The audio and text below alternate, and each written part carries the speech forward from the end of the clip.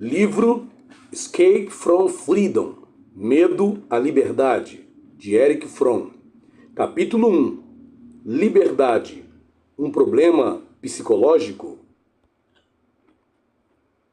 A história moderna da Europa e da América gira em torno do esforço para livrar o homem das peias políticas, econômicas e espirituais, que o têm mantido acorrentado.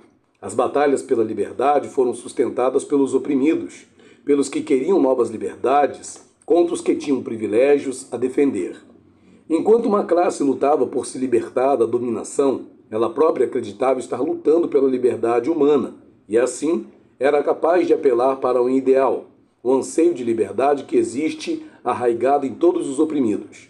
Na longa e praticamente contínua batalha pela liberdade, contudo, as classes que lutavam contra a opressão em determinada fase, uma vez obtida a vitória, enfileiravam-se ao lado dos inimigos da liberdade para defender novos privilégios. A despeito de muitos reveses, a liberdade ganhou vários combates. Muitos morreram neles, convictos de que morrer na peleja contra a opressão era melhor do que viver sem liberdade. Uma tal morte foi a afirmação máxima de sua individualidade. A história parecia estava demonstrando ser possível ao homem governar a si mesmo, tomar decisões por si mesmo e pensar e sentir conforme ele mesmo desejava. Aparentemente, a plena realização das potencialidades do homem era a meta de que se aproximava rapidamente a evolução social. Os princípios de liberalismo econômico, democracia política, autonomia religiosa, individualismo na vida privada deram vazão aos anseios de liberdade e, ao mesmo tempo, a impressão de levar a humanidade para mais perto de sua realização. Um após outro, foram sendo cortados os vínculos que o prendiam. O homem desbancara o domínio da natureza e tornara-se senhor dela. Desbancara também o domínio da Igreja e do Estado absoluto. A abolição de domínio externo parecia ser não apenas uma condição necessária, como também suficiente para alcançar a meta cobiçada, a liberdade do indivíduo. A Guerra Mundial foi encarada por muitos como a derradeira luta, sendo sua conclusão a vitória definitiva da liberdade. As democracias existentes pareceram fortalecidas e outras novas substituíram velhas monarquias. Somente poucos anos passaram-se, porém, para surgirem novos sistemas que negavam tudo em que os homens criam e que tinham conquistado após séculos de porfia, pois a essência destes novos sistemas, que de fato assumiram o controle de toda a vida social e pessoal do homem, era a submissão de todos, salvo um punhado, a uma autoridade sobre a qual não se podia existir restrição alguma. A princípio, muitos se consolaram com a ideia de que a vitória do sistema autoritário devia ser a loucura de uns poucos indivíduos e que esta provocaria o colapso deles no seu devido tempo. Outros, presunçosamente, achavam que o povo italiano ou o alemão carecia de um período suficientemente longo de treinamento democrático e que, portanto, era possível aguardar calmamente que ele atingisse a maturidade política das democracias ocidentais. Outra ilusão comum, quiçá a mais perigosa de todas, foi a de que homens como Hitler haviam alcançado o poder sobre a vasta aparelhagem do Estado, unicamente por meio de astúcia e manha, que eles e seus satélites governavam exclusivamente graças à força bruta, que a população inteira era apenas objeto involuntário da traição e do terror. Nos anos que desde então se escoaram, tornou-se evidente a falsidade desses argumentos. Fomos compelidos a reconhecer que milhões de alemães estavam ansiosos por abrir mão de sua liberdade, do mesmo modo que seus pais o haviam estado por lutar por ela, que em vez de desejarem a liberdade, eles buscavam meios de fugir dela, que outros milhões eram indiferentes e não julgavam valer a pena lutar e morrer em defesa da liberdade. Reconhecemos, outrossim, que a crise da democracia não é um problema peculiar à Itália ou à Alemanha, mas algo com que defronta todo Estado moderno. Tampouco importa quais os símbolos escolhidos pelos inimigos da liberdade humana. A liberdade não se vê menos ameaçada quando é atacada em nome do antifascismo do que no do fascismo indisfarçado. Esta verdade foi tão convincentemente formulada por John Dewey que recorro às suas palavras. A ameaça mais grave à nossa democracia não é a existência de estados totalitários estrangeiros, é a existência em nossas atitudes pessoais e em nossas instituições das condições em que países estrangeiros asseguraram a vitória da autoridade externa, disciplina, uniformidade e dependência do chefe. O campo de batalha, por isso, também se acha aqui, dentro de nós mesmos e de nossas instituições. Se quisermos combater o racismo, é mister que o compreendamos. Desejos preconcebidos em nada nos auxiliarão. E declamar fórmulas otimistas mostrar-se-á tão inadequado e inútil quanto o ritual de uma dança indiana implorando chuvas. Além do problema das condições econômicas e sociais que deram origem ao fascismo, há um problema humano que cumpre ser entendido. É a finalidade deste livro analisar os fatores dinâmicos da estrutura do caráter do homem moderno que o levaram a querer desistir da liberdade nos países fascistas e que predominam de forma tão generalizada entre milhões de nossa própria gente. São estas as perguntas principais que se impõem quando contemplamos o aspecto humano da liberdade, a ânsia da submissão e a sede de poder. Que é a liberdade como experiência humana? É o desejo de liberdade algo inerente à natureza humana? É uma experiência idêntica independente do tipo de cultura em que a pessoa vive? Ou difere de acordo com o grau de individualismo atingido em uma determinada sociedade? É a liberdade apenas ausência de pressão externa ou é também a presença de algo? E em caso afirmativo, de quê? Quais são os fatores sociais e econômicos da sociedade que contribuem para o anelo por liberdade? Pode a liberdade tornar-se um fardo por demais pesado para o homem suportar, algo de que ele procure escapar?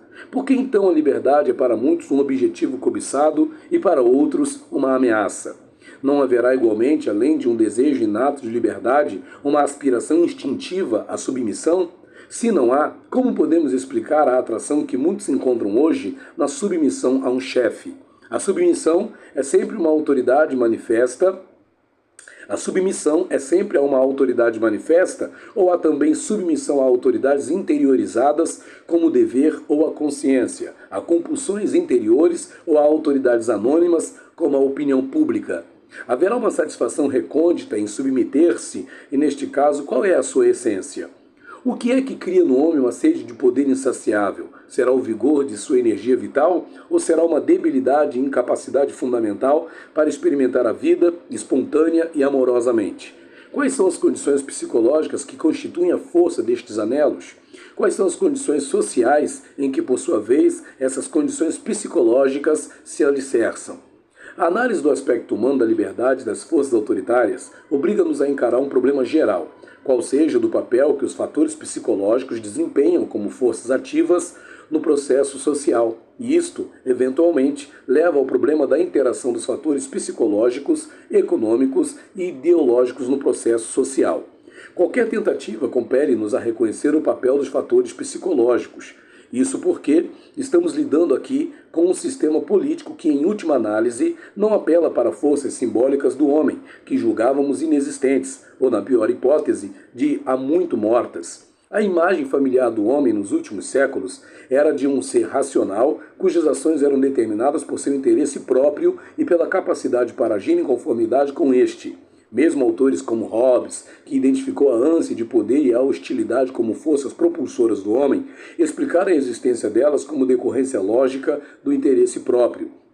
Já que os homens são iguais e, como tais, têm o mesmo desejo de felicidade e que não há riquezas suficientes para satisfazer a todos no mesmo grau, eles necessariamente se combatem uns aos outros e querem poder para assegurar-lhes a continuidade de suas posses atuais. A imagem de Hobbes, contudo, ficou fora de moda. Quanto maior foi o sucesso da classe média em demolir o poderio dos antigos governantes políticos ou religiosos, bem como dos homens em dominar a natureza, pelo que milhões de homens se tornaram economicamente independentes, tanto mais que se passou a acreditar em um mundo racional e no homem como um ser essencialmente racional. As forças obscuras e diabólicas da natureza humana foram relegadas para a Idade Média e para períodos históricos ainda mais remotos, e foram explicadas pela falta de conhecimentos ou pelas tramas astutas de reis e sacerdotes cavilosos. A gente voltava os olhos para esses períodos como se poderia fazer com um vulcão que desde longo tempo deixou de constituir uma ameaça. Sentia-se segurança e confiança em que as realizações da democracia moderna tinham exterminado todas as forças sinistras. O mundo parecia brilhante e seguro, como as ruas bem iluminadas de uma cidade moderna. Supunha-se que as guerras fossem as derradeiras relíquias dos tempos antigos e que precisava apenas de mais uma para pôr fim à guerra. As crises econômicas eram consideradas meros acidentes, muito embora continuassem a ocorrer com certa regularidade. Quando o fascismo subiu ao poder, a maioria das pessoas estava despreparada, tanto teórica quanto praticamente. Elas não foram capazes de crer que o homem pudesse exibir aquelas propensões para o mal, aquela ânsia de poder, aquele desprezo pelos direitos dos fracos ou aquele anelo de submissão.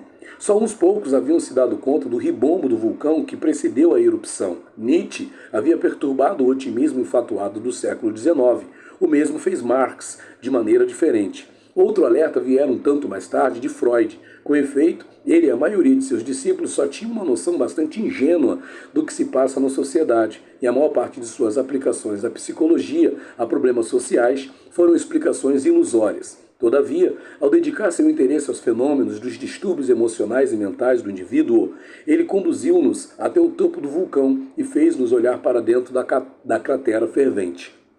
Freud foi mais além de qualquer outro predecessor no atentar para a observação e análise das forças irracionais e inconscientes que determinam certas partes do comportamento humano.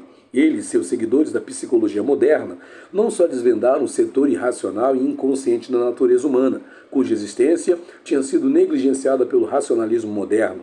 Ele também mostrou que esses fenômenos irracionais obedeciam a certas leis, podendo ser por conseguinte entendidos racionalmente. Ensinou-nos a compreender a linguagem dos sonhos e os sintomas somáticos, assim como as irracionalidades do comportamento humano. Descobriu que estas irracionalidades, tanto quanto toda a estrutura do caráter de um indivíduo, eram reações às influências exercidas pelo mundo exterior e particularmente as ocorridas durante a primeira infância. Sem embargo, Freud estava tão imbuído do espírito de sua cultura que não pôde ultrapassar certos limites para esta fixados. Estes limites mesmos tornaram-se limitações à sua compreensão do indivíduo doente, impediram-no de compreender o indivíduo normal e os fenômenos irracionais que agem na vida social. Visto que este livro ressalta o papel dos fatores psicológicos no conjunto do processo social e visto que esta análise se baseia em alguns dos descobrimentos fundamentais de Freud, particularmente os referentes à atuação das forças inconscientes no caráter do homem e à dependência em que elas se acham de influências externas, penso que será útil ao leitor conhecer desde logo alguns dos princípios gerais de nossa maneira de encarar tais assuntos, bem como as principais diferenças entre elas e as concepções freudianas clássicas. Freud aceitou a crença tradicional em uma dicotomia básica entre homem e sociedade, tanto quanto a doutrina tradicional da maldade da natureza humana. O homem, para ele, é fundamentalmente antissocial. A sociedade tem de domesticá-lo, permitindo-lhe certa satisfação direta de impulsos biológicos e, portanto, inextirpáveis. Geralmente, porém, a sociedade precisa apurar e sagazmente refrear os impulsos básicos do homem. Em consequência desta supressão de impulsos naturais pela sociedade, algo de miraculoso se dá. As tendências suprimidas convertem-se em anseios valorizados culturalmente e, assim, tornam-se a base humana da cultura. Freud escolheu o nome sublimação para esta estranha transformação da supressão em comportamento civilizado. Se a intensidade da supressão for superior à capacidade de sublimação, os indivíduos ficam neuróticos e é necessário admitir uma diminuição da supressão. De um modo geral, todavia, há uma relação inversa entre a satisfação dos anseios humanos e a cultura. Quanto maior a supressão, maior a cultura, e maior o risco de distúrbios neuróticos. A relação entre o indivíduo e a sociedade, na teoria de Freud, é essencialmente estática. O indivíduo permanece praticamente imutável, só se transformando na medida em que a sociedade exerce maior pressão sobre seus impulsos naturais, e assim impõe maior sublimação, ou permite maior satisfação e assim sacrifica a cultura. Como os chamados instintos básicos do homem, aceitos por psicólogos que o precederam, a concepção de Freud sobre a natureza humana era essencialmente um reflexo dos impulsos mais importantes que podem ser encontrados no homem moderno. Para ele, o indivíduo de sua cultura representava o homem, e as paixões e ansiedades que caracterizam o homem da sociedade moderna eram consideradas como forças eternas arraigadas na constituição biológica do homem. Malgrado pudéssemos citar muitos esclarecimentos a respeito, como por exemplo a base social da hostilidade predominante hoje no homem moderno, o complexo de Édipo, chamado complexo de castração das mulheres, só quero dar mais um que é particularmente relevante por ser atinente à concepção total do homem como ser social. Freud sempre considera o indivíduo em suas relações com outros, Essas relações, contudo, como Freud as vê, são similares às relações econômicas que caracterizam o indivíduo na sociedade capitalista. Cada pessoa trabalha para si, individualisticamente, por seu próprio risco e não primordialmente em cooperação com outras. Ela, porém, não é um Robinson Crusoe, precisa das outras, como fregueses, como empregados ou como empregadores. Ela tem de comprar e vender, dar e receber. O mercado, quer de bens ou de mão de obra, regula estas relações. Assim, o indivíduo, inicialmente sozinho e autossuficiente, entra em relações econômicas com outros como meio para atingir um fim, vender e comprar. A concepção freudiana das relações humanas é essencialmente a mesma. O indivíduo aparece completamente aparelhado com impulsos que lhe são dados biologicamente, que precisam ser satisfeitos. A fim de satisfazê-los, o indivíduo entra em relação com outros objetos. Os outros indivíduos, pois, são sempre um meio para alcançar o fim do interessado, a satisfação de anseios que se originam no indivíduo antes dele entrar em contato com os outros. O campo das relações humanas, na acepção de Freud, é análogo ao mercado. É um intercâmbio de satisfação de necessidades recebidas biologicamente, em que a relação com outro indivíduo é sempre um meio para atingir um fim, nunca um fim por si mesma.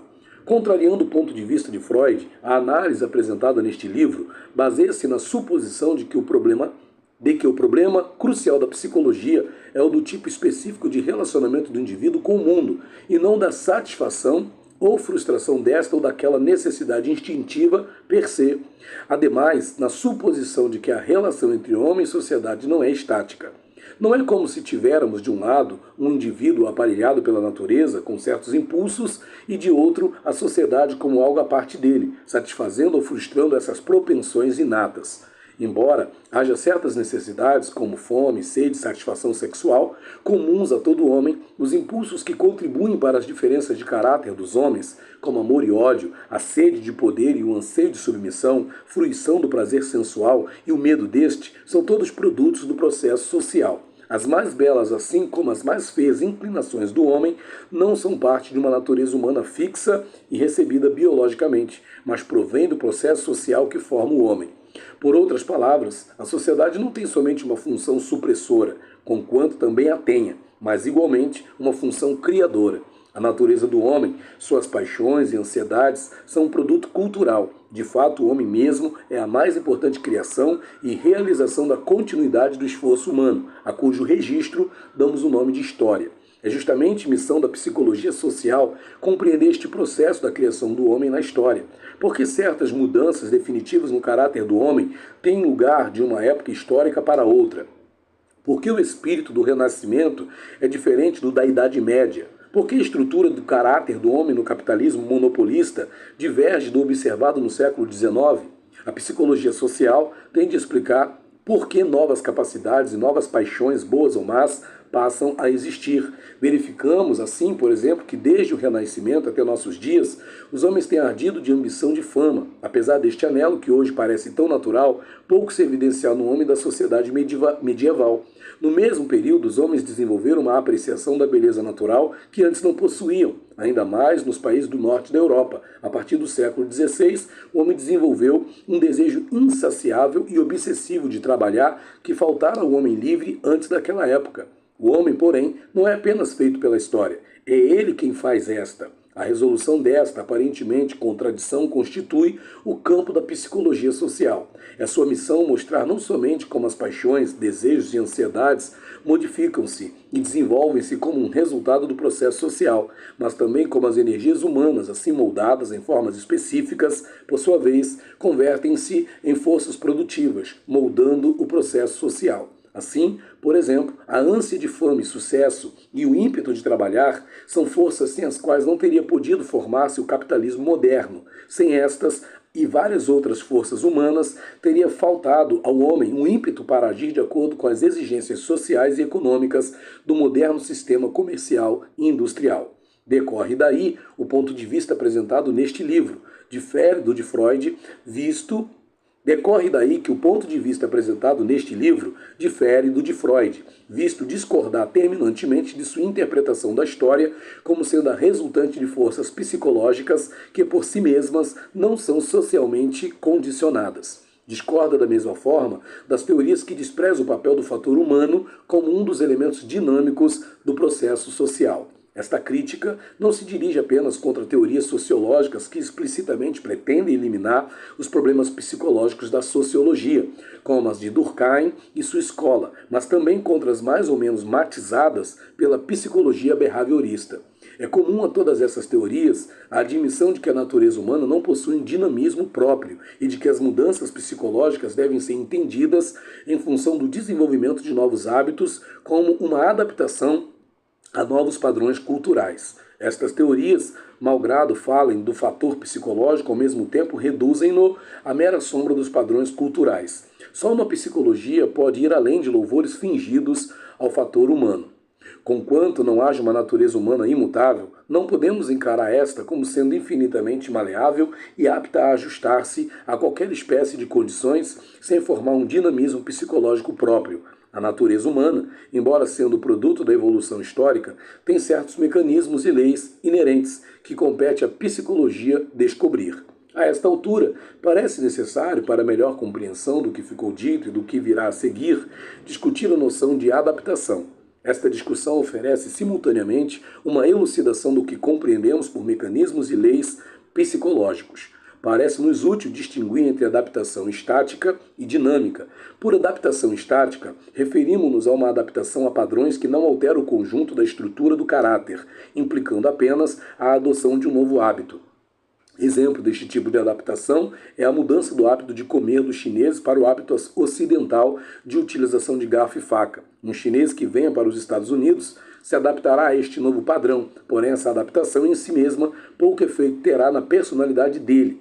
Ela não desperta novos impulsos ou traços de caráter. Por adaptação dinâmica, indicamos o tipo de adaptação que ocorre quando, por exemplo, um rapaz se submete às ordens do pai rigoroso e ameaçador, por ter medo demais dele para agir de outra maneira, e torna-se um bom rapaz. Enquanto ele se adapta às necessidades da situação, algo acontece em seu íntimo. Ele pode criar uma hostilidade intensa contra o pai, que reprime, pois seria por demais perigoso expressá-la ou sequer dar-se conta dela. Esta hostilidade reprimida, contudo, embora não manifesta, é um fator dinâmico de sua estrutura de caráter. Ela pode gerar uma nova ansiedade e assim levar a uma submissão ainda mais profunda. Pode instilar uma rebeldia vaga, não dirigida contra alguém em particular, mas bem contra a vida em geral. Se bem que aqui, também como no primeiro caso, o indivíduo se adapte a certas condições externas. Este tipo de adaptação forma algo novo dentro dele, despertando novos impulsos e novas ansiedades. Toda neurose é um exemplo desta adaptação dinâmica. Ela é essencialmente um ajustamento a condições externas, particularmente da primeira infância, que sejam por si mesmas irracionais e, falando de modo geral, desfavoráveis ao crescimento e ao desenvolvimento da criança. Analogamente, os fenômenos sociopsicológicos que são comparáveis aos fenômenos neuróticos será discutido mais tarde porque eles não devem ser chamados de neuróticos, como a presença de fortes impulsos destrutivos ou sádicos em grupos sociais, oferece um exemplo de adaptação dinâmica a condições sociais que são irracionais e prejudiciais ao desenvolvimento dos homens. Além da questão de qual tipo de adaptação que ocorre, outras questões devem ser respondidas, o que obriga o homem a adaptar-se a quase toda situação que se possa conceber na vida.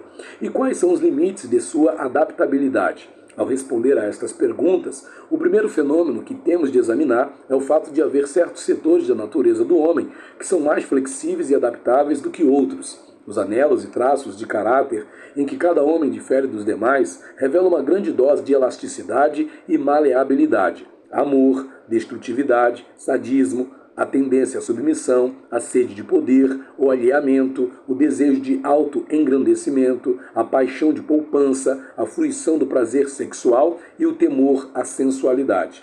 Estes e muitos outros anelos e medos que se encontram nos homens formam-se como uma reação ante certas situações da vida.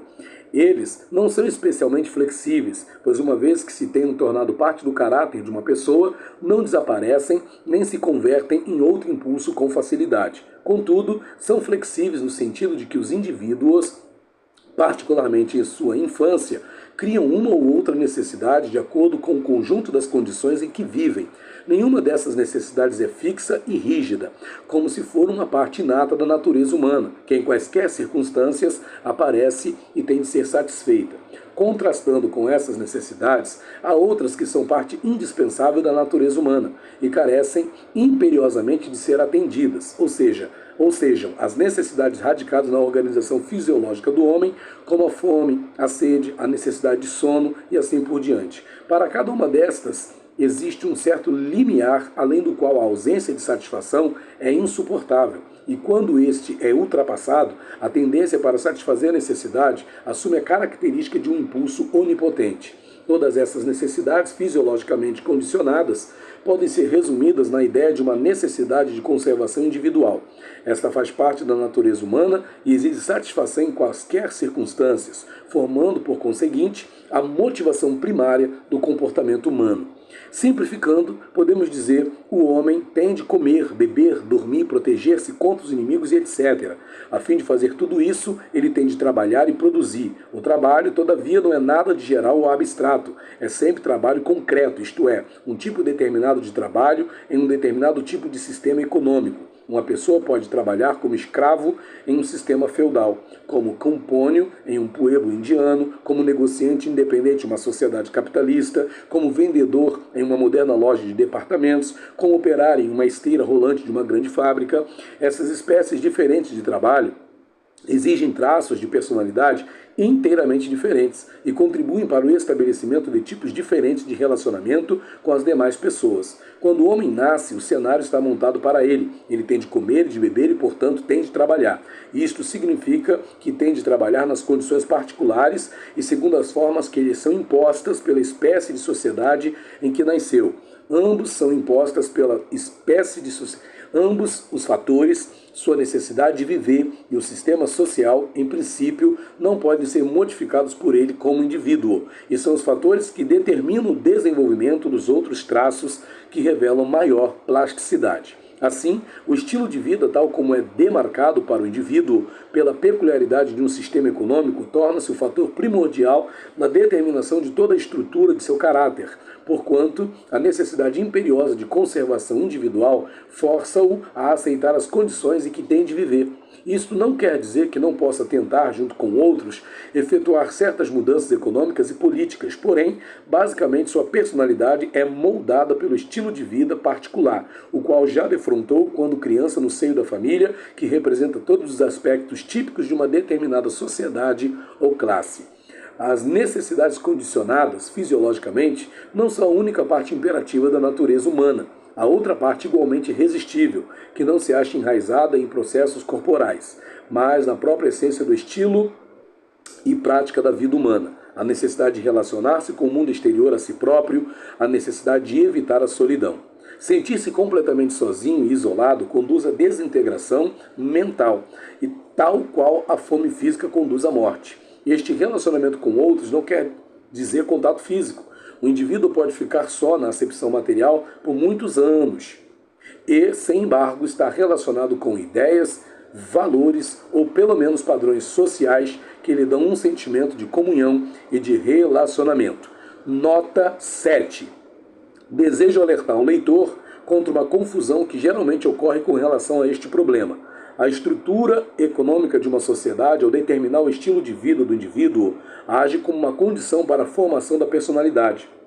Estas condições econômicas são inteiramente diferentes dos motivos econômicos subjetivos, como o desejo de riqueza material, que foi olhado por muitos autores, desde o Renascimento até certos escritos marxistas que não entenderam os conceitos básicos de Marx como motivo dominante do comportamento humano. Na verdade, o desejo que a todos absorve de riqueza material é uma necessidade peculiar somente a certas culturas e condições econômicas diferentes podem criar traços de personalidade que repelem a riqueza material ou lhes são indiferentes. Examinei este problema em minúcia em Übermethode and Aufgabe reiner Analytik in Soziologie. Fim da nota. Por outro lado, ele pode viver entre gente e, no entanto, estar possuído de um sentimento de isolamento absoluto, de que pode resultar, uma vez transposto certo limite, o estado de insanidade exibido nos distúrbios esquizofrênicos. Esta falta de relacionamento com valores, símbolos e padrões pode ser chamada de solidão moral. Ela é tão intolerável quanto a solidão física, ou melhor, a solidão física somente se torna intolerável quando implica também solidão moral. O relacionamento espiritual com o mundo pode assumir muitas formas. O monge que em sua cela crê em Deus e o prisioneiro político que em reclusão solitária se sente unido aos correligionários. Não estão moralmente sós. Tampouco está o cavalheiro inglês que enverga seu traje a rigor no mais exótico ambiente, ou o pequeno burguês que, apesar de isolado completamente de seus semelhantes, sente-se unido à sua pátria ou aos símbolos desta. O tipo de relacionamento com o mundo pode ser nobre ou fútil, mas mesmo estar relacionado com o mais abjeto tipo de padrão é imensamente preferível a estar sozinho. A religião e o nacionalismo, assim como qualquer costume e qualquer crença, por mais absurdos e degradantes que sejam, desde que liguem o indivíduo a outros, são refúgios contra aquilo que o homem mais teme, o isolamento. A necessidade compulsiva de evitar o isolamento moral foi vividamente escrita por Balzac nesta passagem de O Sofrimento do Inventor. Aprende uma coisa, porém grava-a em tua mente, que ainda é tão maleável. O homem tem horror à solidão, e de todas as espécies de solidão, a mais terrível é a solidão moral. Os primeiros eremitas viviam com Deus, habitavam um mundo mais povoado que é o dos espíritos. A primeira ideia do homem, seja ele um leproso ou um prisioneiro, um pecador ou um inválido, é de ter um companheiro de sorte. Para satisfazer este impulso, que é a própria vida, ele devota todo o seu vigor, todo o seu poder, a energia de sua vida inteira. Teria Satanás arranjado companheiros, não fosse este anelo irresistível? Sobre este tema poder-se escrever toda uma epopeia, que seria um prólogo ao paraíso perdido, porque este nada mais é que a apologia da rebelião. Qualquer tentativa para responder à questão de por que o medo ao isolamento é tão poderoso no homem, conduzir-nos-ia para bem longe do itinerário que estamos seguindo neste livro. Entretanto, visando a não dar ao leitor a impressão de que a necessidade de sentir-se unido aos demais possua algum atributo misterioso, convém que eu indique em que direção penso que se encontra a resposta. Um elemento importante é o fato de os homens não poderem viver sem certa espécie de cooperação com outros. Em qualquer tipo de cultura que se possa imaginar, o homem tem de cooperar com outros se quiser sobreviver, quer para se defender contra inimigos ou contra perigos da natureza, quer para poder trabalhar e produzir. Mesmo Robinson Crusoe estava acompanhado de seu sexta-feira. Sem este, ele provavelmente não só teria enlouquecido, como também teria de fato morrido. Toda pessoa sente muito drasticamente esta necessidade de ajuda dos outros quando é criança, devido à inabilidade real da criança para cuidar de si mesma no que toca às funções de importância geral. A comunicação com outros é para ela uma questão de vida ou morte. A possibilidade de ser deixada sozinha é forçosamente a mais séria ameaça a toda a existência da criança. Há outro elemento, todavia, que torna tão compulsória a necessidade de pertencer a um grupo: o fato da consciência subjetiva de si próprio, da faculdade de pensar, graças à qual o homem se dá conta de si mesmo como uma entidade individual diferente da natureza e das outras pessoas. Malgrado o grau dessa percepção varie, conforme será assinalado no próximo capítulo, sua existência confronta o homem com um problema que é essencialmente humano. Por dar-se conta de si próprio como algo de instinto da natureza e de outras pessoas, por dar-se conta, ainda que muito vagamente, da morte, da doença e do envelhecimento, ele necessariamente sente sua insignificância e pequenez em comparação com o universo e com todos os outros que não ele. A menos que pertença a algum lugar, a menos que sua vida tenha significado e rumo, ele se sentirá qual uma partícula de pó e será esmagado por sua insignificância individual. Ele não será capaz de relacionar-se com nenhum sistema que proporcione um significado e um rumo à sua vida. Ficará cheio de dúvidas e isto acabará paralisando-lhe a capacidade de agir, isto é, de viver. Antes de prosseguirmos, talvez seja interessante sintetizar o que foi mostrado relativamente a nosso método geral de abordar os problemas da psicologia social. A natureza humana não é nem uma soma biologicamente fixada e inata de impulsos, nem tampouco uma soma inanimada de padrões culturais a que ela se adapte suavemente. Ela é o produto da evolução humana, porém também certos mecanismos e leis que lhes são inerentes. Há alguns fatores da natureza humana que são fixos e imutáveis. A necessidade de satisfazer impulsos fisiologicamente condicionados e a de evitar o isolamento e a de evitar o isolamento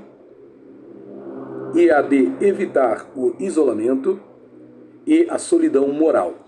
Há alguns fatores da natureza humana que são fixos e imutáveis. A necessidade de satisfazer impulsos fisiologicamente condicionados e a de evitar o isolamento e a solidão moral. Vimos que o indivíduo tende a aceitar o estilo de vida radicado no sistema de produção e distribuição peculiar a qualquer dada sociedade. No processo de adaptação dinâmica à cultura, formam-se diversos impulsos poderosos que motivam as ações e os sentimentos do indivíduo. Este pode ter ou não consciência de tais impulsos, mas de qualquer maneira eles são poderosos e exigem satisfação uma vez formados. Esta discussão gerará sempre em torno do tema principal deste livro, o de que o homem, quanto mais liberdade adquire na acepção de emergir da união original com os outros homens e com a natureza, tornando-se cada vez mais um indivíduo, não tem outra alternativa que não a de unir-se ao mundo na espontaneidade do amor e do trabalho produtivo, ou de procurar uma espécie de segurança por meio de vínculos com o mundo que lhe destruam a liberdade e a integridade do seu eu individual.